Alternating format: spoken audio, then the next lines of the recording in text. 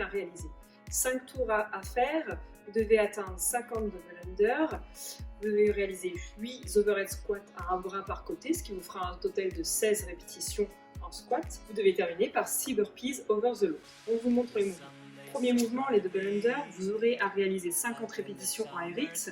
Si c'est trop compliqué de réaliser des DU, vous allez travailler du coup en single under, si vraiment vous débutez à la corde, ou alors vous alternez un simple, un double, deux simples, un double à votre rythme sur 30 à 40 secondes de travail. Placez-vous les pieds largeur de hanche, essayez de relâcher les épaules et de travailler uniquement avec les coudes, les avant-bras, les poignets pour essayer d'accélérer votre corde le plus possible. N'oubliez pas de sauter beaucoup plus haut pour que la corde ait le temps de passer autour de vous.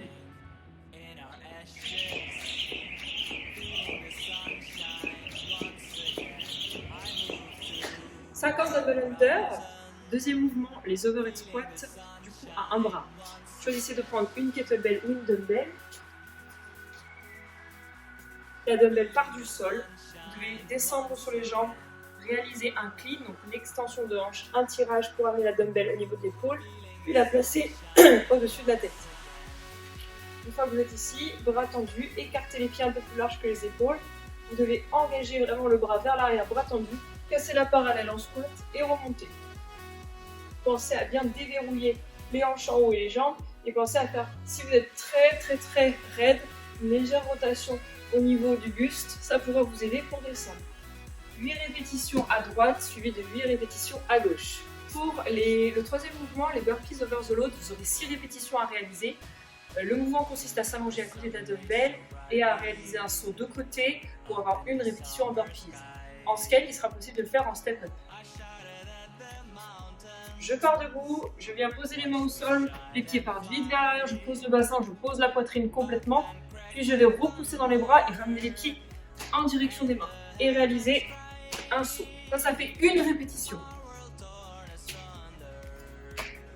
Pour le scale, même principe, je descends un pied après l'autre, je m'allonge complètement poitrine au sol, je repousse dans les bras, je remonte un pied après l'autre et je passe un pied après l'autre au-dessus de la dumbbell. Donc, pour récapituler, le WOD du jour est un 4 time, ce qui veut dire que vous devez chercher un chrono le plus court possible pour réaliser ces 5 tours. Vous devez essayer de gagner du temps sur les DU. Les overhead squats à un bras, si vous n'avez pas l'habitude de le faire, sont des mouvements qu'il vaut mieux pratiquer en contrôle et lentement, puisque la mobilité est très exigeante pour ce mouvement, surtout si vous rajoutez une charge lourde au-dessus de la tête.